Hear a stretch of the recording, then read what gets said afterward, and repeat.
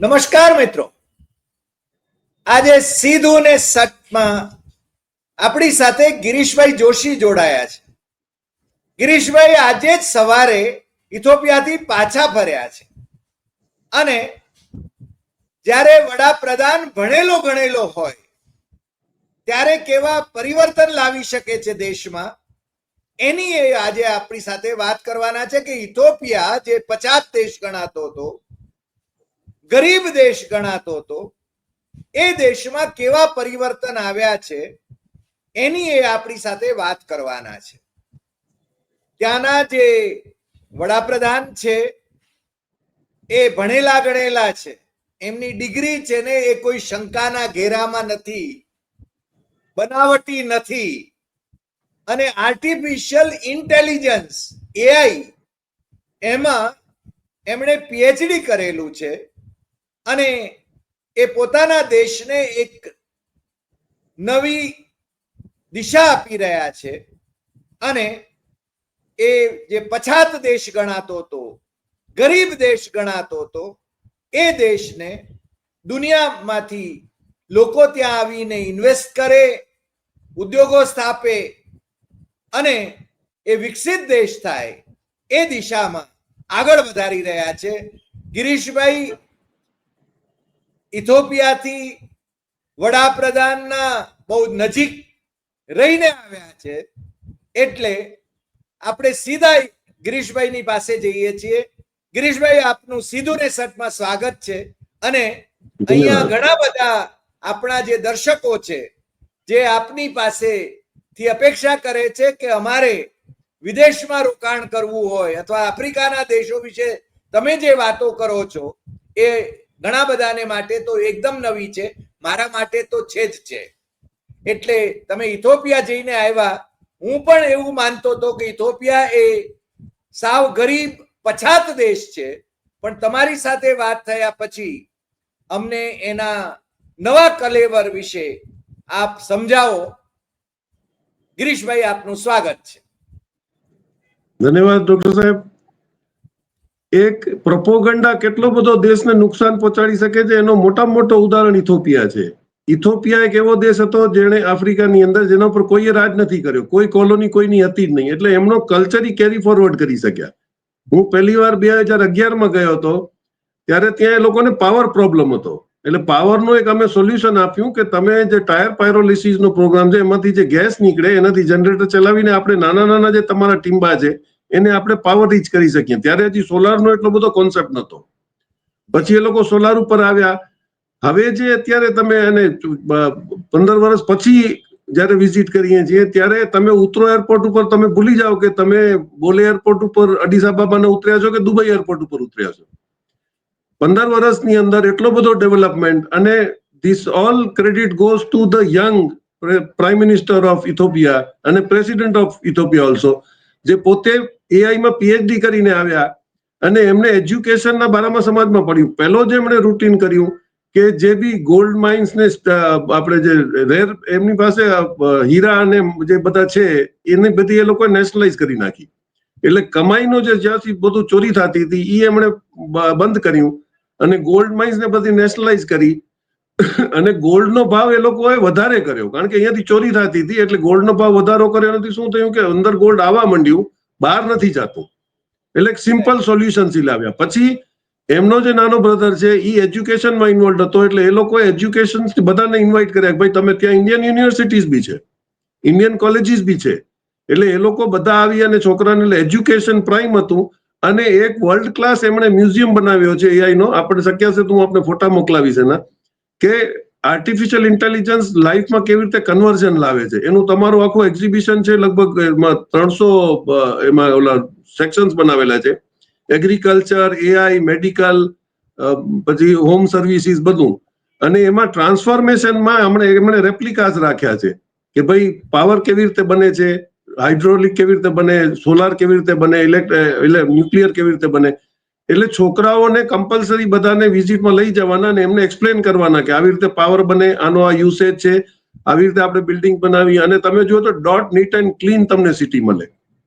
અને કમ્પેર કરવા જાવ તો તમને એમ લાગે કે it is much better than Dubai also, કારણ કે તમારા બ્રોડ રોડ છે, તમારે વોકિંગ સ્ટ્રીપ ફૂટપાથ ઉપર અલગ હોય, તમારી સાયકલિંગની સ્ટ્રીપ અલગ હોય, અને વેરી વેલ મેન્ટેન્ડ, અને ગ્રીનરી જ્યાં હોય ત્યાં તમારે મેન્ટેન કરવાની. બીજું શું છે કે અત્યારે જે એડવાન્ટેજ છે કે એમના ₹1.60 એ આપણો ₹1, એટલે steel currency building is going on. પણ મોટો એડવાન્સ જે તમને કહું કે which I felt in 2011 also, કે ત્યાંના માણસો છે ને દે આર વેરી લવિંગ. તમે જાઓ, પહેલી વાર બી હું ગયો 11માં, ત્યારે અહીંયા વિઝા ઓન અરાઇવલ છે, એટલે તમે જાઓ એટલે વિઝા અરાઇવલ સેન્ટરમાં તમને બધી જગ્યાએ ગાઈડ કરવા એ લોકોના ઓફિસરો ઉભા હોય. ત્યાં ગયા એટલે મને પૂછ્યું, coming first time to Ethiopia? મેં કીધું યસ. તો સ્ટેમ્પ મારીને કે most welcome to our beautiful city. This was their approach of calling એમ. હમણાં 5 દિવસ પહેલા બી અમે ગયા તો રીતસર ઈ કે ફ્રોમ ઇન્ડિયા, પાસપોર્ટ આપી એટલે ઉઠીને કે નમસ્તે, વેલકમ ટુ ઇથોપિયા. આ ઓફિસરોનો રવૈયો હતો. પછી એક્સિડન્ટલી અમારી આગળ જે વ્યક્તિ હતો એણે ભૂલથી કેન્ચી નાખી દીધી હતી એના બેગમાં. તો આપણા અહીંયા હોય તો તરત જ આ લોકો તો બંદૂકો લઈને આવી જાય કે આતંકવાદી આવ્યો છે. એની બદલીમાં એને ઓફિસરે એક્સપ્લેન કર્યું. ઓલાએ કીધું કે સાહેબ એકચ્યુઅલી લગેજમાં આલી ગઈ તો મારે આમાં આવી ગયું છે, કે no problem, next time be careful, you remove this and keep it here. એટલે બહુ પ્રેમથી, કારણ કે ખબર છે કે જો બી આવે છે ગુનાગાર નથી હોતો, એટલે ઈ લોકોનો એપ્રોચ છે. અને એની બદલીમાં વચમાં વાત કરતો હું કે અમે જયારે રાતના અમદાવાદ એરપોર્ટ ઉપર ઉતર્યા તો બધા એના ઇમિગ્રેશનના કાઉન્ટર ખાલી હતા. તો એક કાઉન્ટરમાં જ્યાં અમારા ભેગો હતો એ ઘૂસી ગયો હતો કે આ હેન્ડીકેપ માટે છે. ત્યાં કોઈ સાઇન નથી, સીધા એપ્રોચ. એ કે આ હેન્ડીકેપ માટે છે તો તમે બોર્ડ મારો. પછી કે આવી જાઓ. એને હેન્ડીકેપમાં કોઈ પેસેન્જર હતું નહીં. આ દિશેનો રવૈયો હતો. એક કસ્ટમ ઓફિસર લગેજ બેગની ટ્રોલી લઈને ફરતો હતો, ટ્રેનિંગ લેતો હતો લગેજ, એટલે કદાચ કસ્ટમ છોડે તો પછી કદાચ પોર્ટર તરીકે એરપોર્ટ ઉપર કામ કરે. This was their approach. એટલે એ ફરક સમજમાં આવે છે કે તમે કોઈ કન્ટ્રીમાં જાઓ છો ત્યારે how you treat a tourist. કે એ આવે તો આજે મારા જેવા રાજી થઈને કે ભાઈ તમે ત્યાં ગયા વેરી, અને ઇનએડવરન્ટલી તમે ઓળખતા હો કે ન ઓળખતા હો, તમને સામે મળે એટલે સલામ કહેશે કે નમસ્તે કહેશે, ગુડ મોર્નિંગ કહેશે. એટલે this is the approach. Cheaper છે. તમે આખી દિવસની ટેક્સી કરો તો એ તમને 600 બીર અમને કે 600 બીરમાં હું તમને 5-6 કલાક ફેરવીશ, પાછો બધી જગ્યાએ તમને ફરાવે, સમજાવે, લઈ જાય. એમ ટુરિસ્ટ ગાઈડનું કામ એ લોકો કરે છે. જૂની કારો છે પણ people are getting very rich. પછી ઓપોર્ચ્યુનિટીમાં અમે જોવા ગયા હતા કે ભાઈ કેટલું ત્યાં અમે એમ્બેસી વાળાઓને મળ્યા, એમણે બધી અમને સારું બહુ કોઓપરેટ કર્યું કે ભાઈ આટલે ફાર્માસ્યુટિકલ છે, એજ્યુકેશન છે, બધું તમે આવો. અને એટલો બધો નેચરલી લવડ કન્ટ્રી છે કે તમને ત્યાં ફર્ટિલાઇઝરની જરૂરત નથી, બધું નેચરલ ઓર્ગેનિક ગ્રોઈંગ છે. તો કે એમાં તમે ફૂડની અંદર તમે વેલ્યુ એડિશન કરી શકો, ઘણી બધી ખેતી છે. અને transportation has become so easy now કે પહેલા એવું હતું કે ગામડાથી અહીંયા આવતા કદાચ એને 2 થી 4 કલાક લાગે, કારણ કે રોડ નહોતા. પહેલું કામ જે અભી અલીએ કર્યું, એ પહેલું કર્યું એને કનેક્ટિવિટી વધારી નાખી. કનેક્ટિવિટી વધારી એટલે સિટી સાથેના એપ્રોચ વધ્યા. અભી અલી એટલે prime minister. Prime minister of Ethiopia. જી, યંગ જે પીએચડી કરેલા છે, જેણે પીએચડી કરેલું છે. જી જી જી. એટલે એને તમે જો અત્યારે ફટાફટ આવીને એને જોયું કે ભાઈ ઓલા ઉબર જેવા અંદર નહીં આવે જ્યાં સુધી ઇન્ટરનેટ નહીં હોય. એટલે સાઉથ આફ્રિકાની એક પાર્ટી બોલાવી, where we have missed the opportunity આપણે જોઈએ છે. ઇન્ડિયન્સ આર લાઉડ ધેર, પણ આપણા વાળા ત્યાં જતા નથી. કારણ કે અત્યારે પૈસો નહીં ક્રિએટ થાય, કારણ કે દેટ ઇઝ અપકમિંગ ઇન્ડસ્ટ્રી. આપણે એવી જગ્યાએ જાશું જ્યાં ઓલરેડી પૈસા વાળા હોય. પણ આ એક ઓપોર્ચ્યુનિટી છે. અમેરિકાથી ને માણસો પોતાના બિઝનેસ ડલ છે, તો અમારી સાથે કમસે કમ એવો 15 ગ્રુપ હતો જે હોટલ નાખવા આવ્યો હતો. અને હું ગયો ત્યારે એક જ સંગમ નામનો રેસ્ટોરન્ટ હતો. આજે ત્યાં 18 ઇન્ડિયન રેસ્ટોરન્ટ છે અને એક્સિલન્ટ લોકેશન અને વેલ બિલ્ટ. એમ એટલે ટુરિઝમ વધી રહ્યું છે. તમારે એગ્રીકલ્ચરની અંદર વેલ્યુ એડેડ માટેની જગ્યા છે. ત્યાં નાઇલનું પાણી છે, એટલે cotton is best, everything, fruit is best, બધું ઓર્ગેનિક છે. એટલે એને કીધું કે તમારે ઓપોર્ચ્યુનિટી ઘણી છે. અમારે લોકો ઘણા બધા પ્રોગ્રામ્સ અમે લોકો કરી રહ્યા છીએ. ભાઈ તમે પહેલા એજ્યુકેશનમાં આવો, અમારા છોકરાઓને ટ્રેન કરો, અને we should do that. Pharmaceutical already 1-2 મોટી કંપનીઓ ગઈ છે, એટલે pharmaceutical is a big business. તમારે ત્યાં બેન્કિંગ સિસ્ટમ હજી એ લોકોની બહુ ડલ છે. ઓનલાઈન પેમેન્ટ સાઉથ આફ્રિકાની કોઈ પાર્ટી સાથે અમને ટાઈપ કર્યું છે, પણ વી હેવ એન ઓપોર્ચ્યુનિટી, કારણ કે યુપીઆઈમાં ને એમાં તો આપણી માસ્ટરી છે. We should go there and do this. કે ભીમ એપ્લિકેશન તમે ત્યાં આપો એટલે lot of avenues are open there. જી, યુપીઆઈ ડોક્ટર મનમોહન સિંહના વખતમાં મને લાગે છે આપણે ત્યાં દાખલ કરવામાં આવ્યું.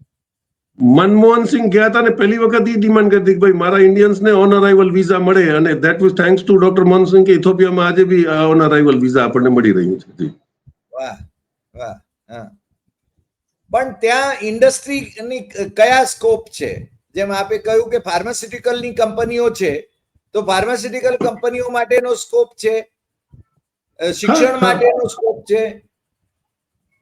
આજે તમે જો સાહેબ 13 કરોડની વસ્તી છે, 60 લાખની વસ્તી તો ખાલી અડીસા બાબા કેપિટલની છે, અને ત્યાં જગ્યા ઘણી પડી છે. એજ્યુકેશન માટેની તમારે જગ્યા છે, તમે એજ્યુકેશન એટલે કોમ્પ્યુટર એજ્યુકેશન માટે એ લોકો મોસ્ટ વેલકમ કરે છે તમને.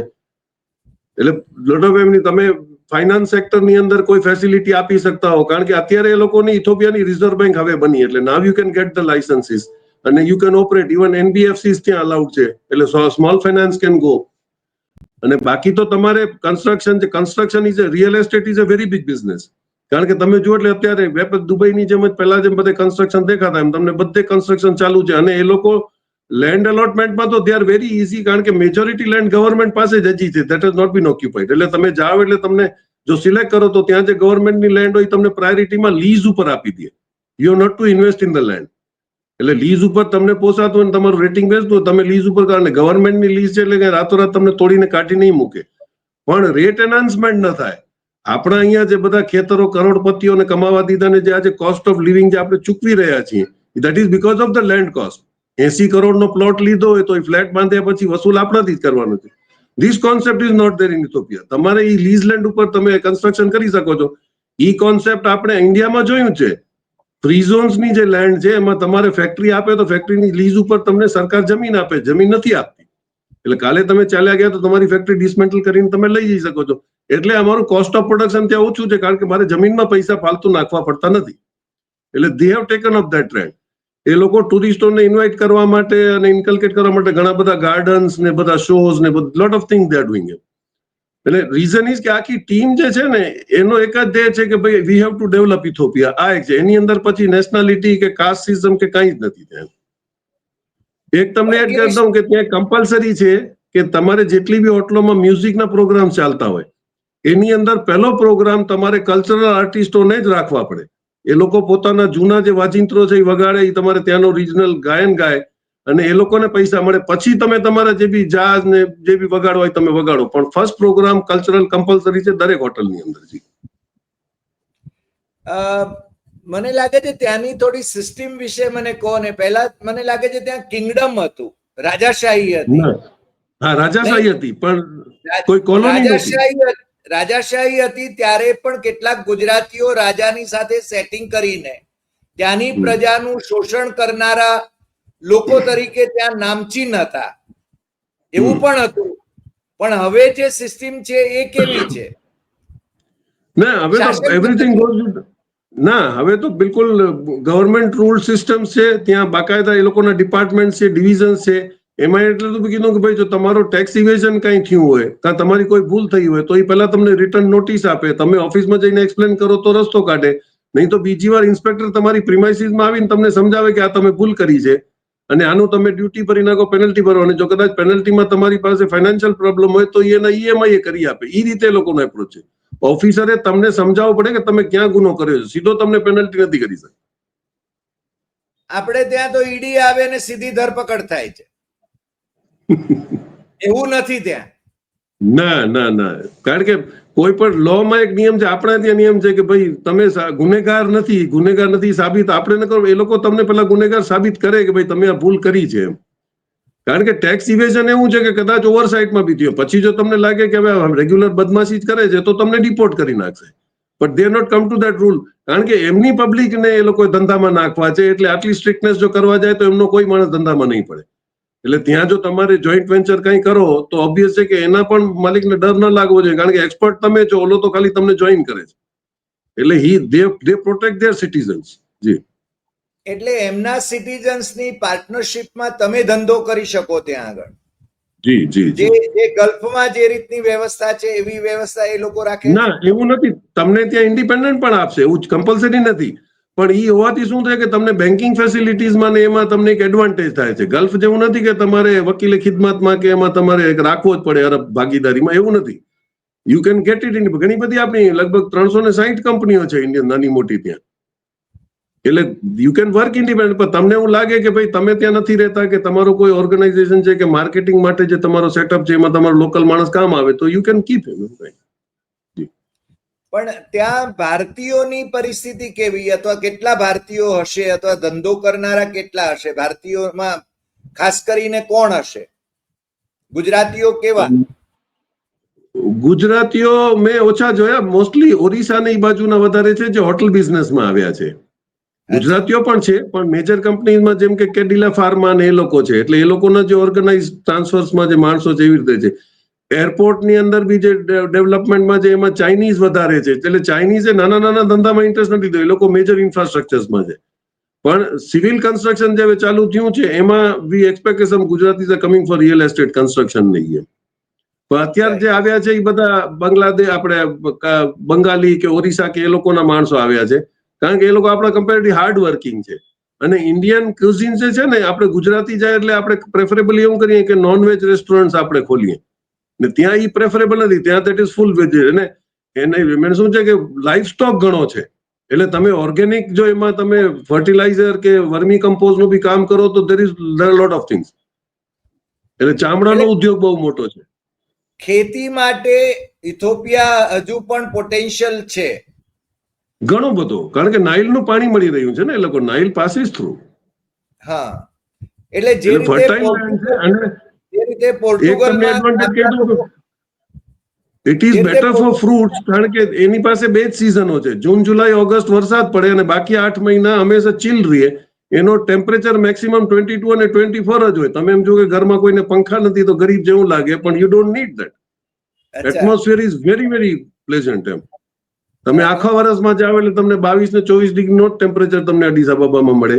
અને આ 3 મહિના જે છે વરસાદ આવી, વરસાદ પણ એવો કે રોકાય ને આવે, રોકાય. અમે ગયા ત્યારે પણ હતું, પણ it comes on regular interval. એમ પણ વોટર લોગિંગ નહીં, ક્યાં be very well done system. અમને આટલો વરસાદ પડ્યો તો અમને ક્યાંય પાણી ભરાણા નહીં દેખાણા, રોડ એકદમ એક્સિલન્ટ હતા. એટલે સિસ્ટમ્સ આર વર્કિંગ. અને નાવ દે વોન્ટ, આજે બી તમે જુઓ તો ઇથોપિયન એરલાઇન્સ પાસે સૌથી મોટી ફ્લીટ છે.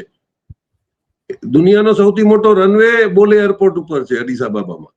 એટલે એ લોકો બહુ ઇન્ફ્રાસ્ટ્રક્ચર પહેલેથી તૈયાર કરેલું છે, અને they are operating throughout the world now. એટલે ઇથોપિયન એરલાઇન્સની જે સિસ્ટમ છે, પણ એ અપકમિંગ છે, એટલે થોડા ઘણા ટીથિંગ પ્રોબ્લેમ્સ હોય છે, પણ દે આર વેરી વેરી કોર્ડિયલ.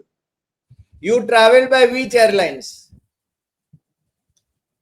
અમે ભૂલથી જાતા વખતે આકાશા એરલાઇન્સમાં ગયા હતા. આકાશા એરલાઇન્સે, this is good for the passenger travelling, કે આકાશા એરલાઇન્સનો ઇથોપિયા સાથે ટાઈઅપ નહોતું, એટલે એ લોકોએ અમને બોર્ડિંગ પાસ ખાલી અબુધાબી સુધીનું જ આપ્યું. અબુધાબીમાં લિટરલી અમારે બહાર નીકળવું પડ્યું, અને ઇમરજન્સીમાં ન લાગે એટલે અમારે ઇમરજન્સી એક વિઝા અરેન્જ કરવી પડી કે બહાર કેવી રીતે નીકળવાનું. સિસ્ટમ એ લોકોને ખબર જ નહોતી. એટલે આકાશા પૈસા કમાવા માટે ટિકિટ વેચી નાખે, પછી આગળ તમે જાણો તમારું કરમ ધરમ જાણે. વર્તે we were coming throughout by Ethiopian airlines, તો અમને બાકાયદા બોર્ડિંગ પાસ ને ક્લિયરન્સ બધું આપ્યું.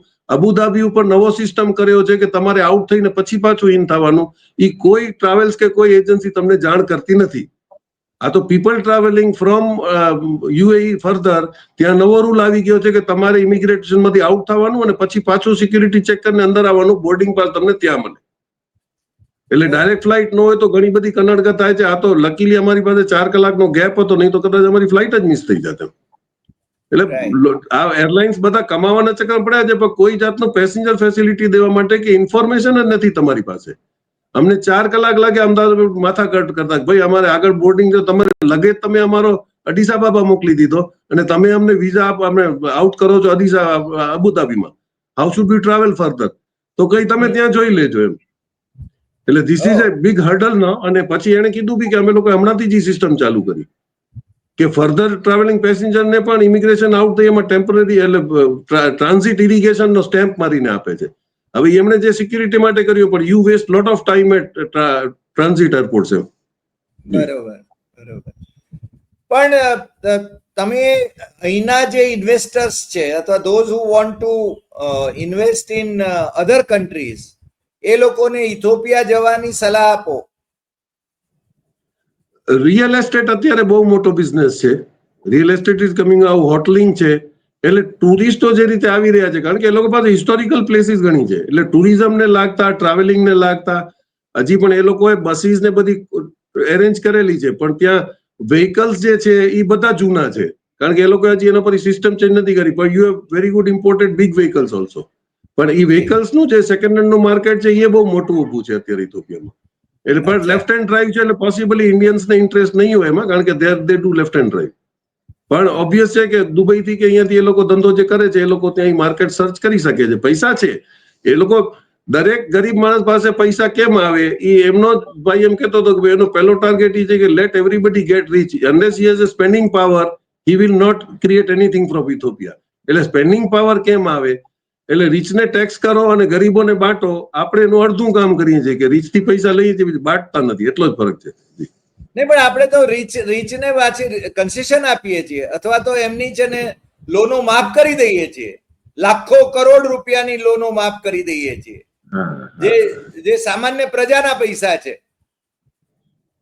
અને ત્યાં એવી સિસ્ટમ આ લોકો એક આખો બ્લોક રાખેલો છે, જેમ આપણા ત્યાં છે કે ભાઈ ટેમ્પરરી જે બિઝનેસ કરે છે, કે જેમ આપણે અહીંયા રેકડી વાળા છે તેમ તે લોકો ટેમ્પોમાં, તો they have been એલોકેટેડ a land. ત્યાં સવારના જાય સબ્જી બબ્જી વેચી અને પછી પાછો, એટલે ધેટ લેન્ડ ઇઝ ક્લિયર. સાંજના એ પાછો ટુરિઝમ સેક્ટર માટે ક્લીન થઈ જાય કે ત્યાં કોઈ પાર્કમાં માણસો આવે, ખાય પીએ બેસે. એટલે આ નાની નાની ચીજો છે which bring lot of changes, અને વી હેવ સીન ધેટ. 2011માં જે અમે આડીસ અબાબા જોયું હતું ને આજે જોઈ રહ્યા છીએ, it is just comparing to Dubai. તમે ઉતરો એટલે એમ જ લાગે કે તમે કોઈ યુરોપિયન કન્ટ્રીમાં કે તમે ગલ્ફમાં આવી ગયા છો. જી વાહ. પણ ગિરીશભાઈ, આજે સવારે જ તમે આવ્યા પાછા, મને લાગે છે 5 દિવસ પછી, અને આપણી સાથે જોડાયા, આટલી સરસ માહિતી આપી. દર્શકો પણ છે ને ગિરીશભાઈ તમારે વિશે ખૂબ પૃચ્છા કરે છે, ઘણા બધા ફોન પણ આવે છે, અને હું એમને કહેતો હોઉં છું અને દર્શક મિત્રોને અત્યારે પણ હું જણાવું કે ગિરીશભાઈને જે કંઈ કહેવાનું હોય અથવા તો એમનું માર્ગદર્શન લેવાનું હોય તો એના માટે તમે વોટ્સઅપ કરજો. ગિરીશભાઈને એ વોટ્સઅપ પહોંચી જશે આપણા તરફથી, અને એ છે ને સીધો જવાબ પણ આપી શકે એવી હું રિક્વેસ્ટ ગિરીશભાઈને કરું છું. ગિરીશભાઈ, આપ અમારી સાથે જોડાયા એ બદલ આપનો ખૂબ ખૂબ આભાર, અને ફરીને પાછા આપણે જોડાઈશું એટલે આપણે છે ને ફરીને મળીશું. અને આ એપિસોડ મને લાગે છે મિત્રોને ખૂબ ગમ્યો હશે એવું તો નિશ્ચિત માનું છું. નમસ્કાર.